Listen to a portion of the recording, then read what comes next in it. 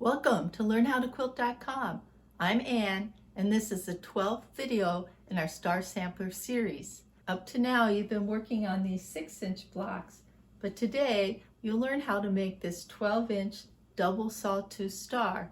You'll also get some tips for matching all of these points. So come on in and let's get started. You can download a free copy of these directions at LearnHowToQuilt.com under Quilt Classes, the Star Sampler, or you can click on the link below. When I started this series, I gave a little lesson about choosing fabrics. I decided to go with this color scheme. For today's block, I wanted to add some beige fabric to the mix. There's no rule that says I have to stick to this original grouping.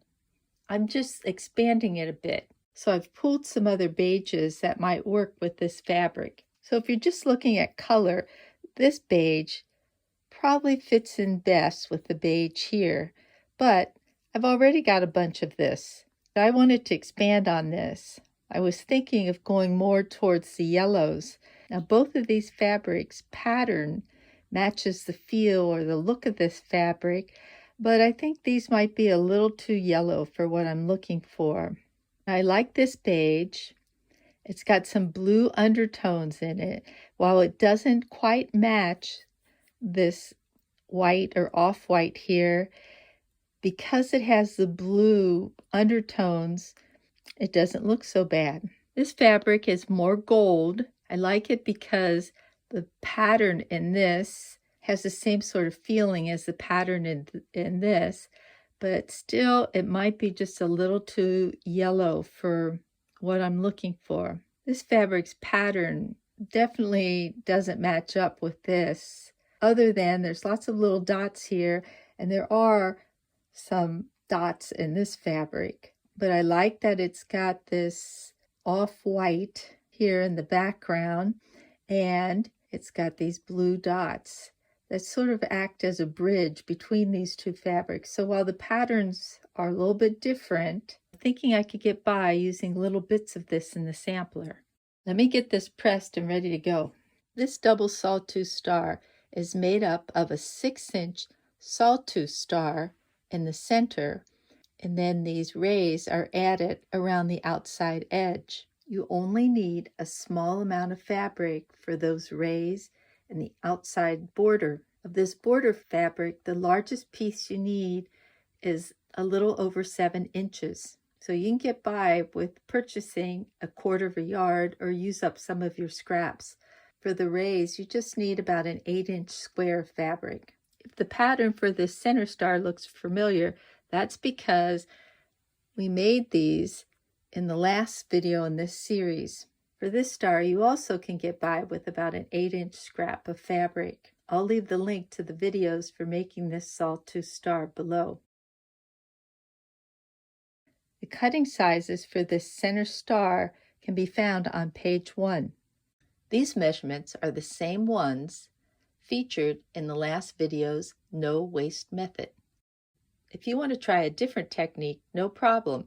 Just make sure that your center star measures 6.5 inches unfinished, which will give you a 6-inch square finished. You'll find the cutting sizes for the outside star on page 2 of the directions. From the background, cut 1 7.25 inch square, and then cut 4 3.5 inch squares for the 4 corners. For the star rays, you'll need to cut 4 3 7/8 inch squares. The outside star consists of 4 squares and 4 flying geese units. Follow these instructions for sewing your flying geese units. Make sure you draw diagonals on the back of these star rays, and then place one in the corner here and another in the corner here. Pin in place. Then I stitch a 1/4 inch over on each side from the center line. Cut on the center line. You get 2 pieces that look like this. I took these over to the ironing board and I pressed to this larger triangle. Take another square, line it up in the corner, and then pin. I sewed 1/4 inch on either side of that line, and then I cut it in half. I press these sections back, then I'll trim off these little rabbit ears. And then I have 4 flying geese units. Sew the inside star together using the no waste method, or use another technique. If you've been following this series, you've seen a number of different ways that you can put this star together. As I said earlier, I'll leave the links to these other videos below. Place a 6.5 inch block in the center and then lay out your block. You'll be sewing these sections together in 3 rows. Put right sides together and stitch a 1/4 inch seam. These 2 rows were easy to stitch together as there's no matching involved here. On these 2 seams, you'll need to pay attention to the points to make sure that you don't cut them off. I could just put right sides together and hope for the best. If I'm stitching on this side, I can aim for this intersection here to avoid cutting that point off, but I can't see the points on the other side. So I'm going to do a little bit of basting beforehand to help ensure success. Now some folks like to draw a little stitch line here beforehand, but that's not necessary. And I'm using this Sharpie so you can see. You'll want to use your favorite marking pencil. So if you notice that this looks a little bit wider here than down here, that's because this piece is a little bit longer. I use these lines on my mat as a guide, and I noticed that this was a little too long here. So that's why that line looks a little bit different. I'm going to have the same problem on this side of the star because you'll notice that this is off a little here. So I've used those mat lines again, and my seam allowance is a 1/4 inch. I've lined up my ruler a 1/4 inch over from this edge, and then I'll draw my line. And once again, you don't want to use a Sharpie like I am. I'm just using this because you can see the line a little bit better. So now I'll put right sides together. I'll pin on that line. I'll pin on this line. And then I'm going to check the center. And I see that that's going to look good right there. I think I'll pin in this direction. Now you see I've got a little extra fabric over here that I have to deal with. And here's that point right there. So I might want to move that down just a little to make it fit in there. Let's look at this one. There's the point. I've gone through that point, and I want to line it up on this line over here. It's on that line. I'll pin on both sides. Take that out.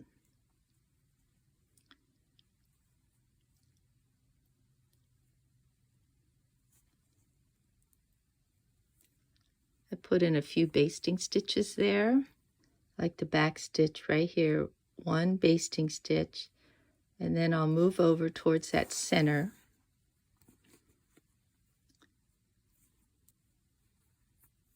Turn it over on the other side.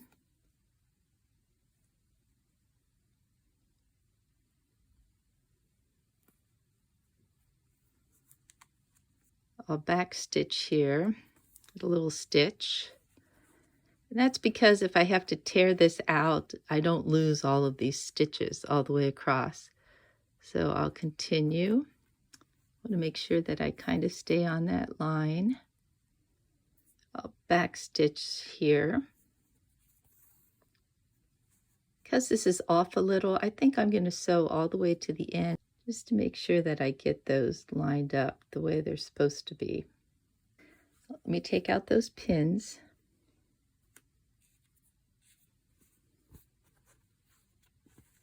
And let's see. That looks good. That looks good. And that looks good. I'll take this over to the sewing machine and I'll stitch down this line. After stitching, you want to check. That looks good. That looks good. This one's pretty close. Maybe I took off a little bit of that. The older I get, the more I don't worry about that. But in my younger years, I probably would have gone back and taken that out to redo it. You want to take out those basting stitches and then add the other section in the same manner. When each row has been sewn together, you're ready to finish up the block. You have 2 more seams to work on. You want to match these intersections and be careful when you hit these 3 points. Here's another method that might help with your accuracy when sewing these 2 sections together. I put right sides together, match that intersection, and pin. Match this intersection and pin. Pin the ends, and notice how my pressing has gotten this off a little. So you want to always be careful when you're pressing, because that can make a big difference in your accuracy. And I'll check this end up. See, I've got a problem pressing there also, but I'll just leave that in place as is. See if I can sew that down, pin that in place. Now, since I put the pins on this side, I'll start sewing a little before that mark and see where that intersection is. I'll sew either right through that intersection or a thread in that direction over, and then I'll stop about here. When I finish sewing that, I can turn this over and look for these points. It's hard to see with this thread. The X is right here, and I'm going to aim for the intersection. So let me get started. You don't need a leader to do this, so let me take that out. I'll put this in. There's that intersection, and I want to be either right in the center or maybe 1 thread over. You just need to sew a little section. You can pull that back and check, and that looks pretty good there. Now we're going to turn it over to the other side. Put my leader in. I've got a pin here that I need to remove.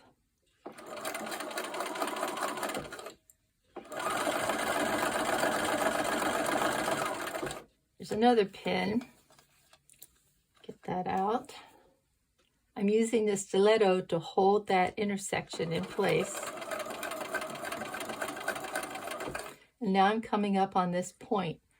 Here's that intersection. And just like before, I want to cross either right through it or 1 thread on this side of it.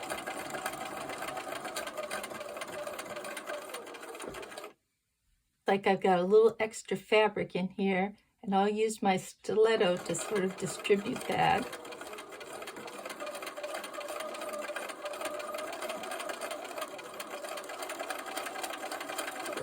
I'm coming to the next point here, so right through that intersection. Here's where those seams match up. Let's get that pin out. Let's check that out. That intersection looks pretty good. That star point looks good. That star point looks good. That star point and that intersection. So I'll take this over to the ironing board and press. And here's my completed double sawtooth star. It should measure 12.5 inches by 12.5 inches. Now that I see this block all put together, I don't think I'm really sold on this beige here.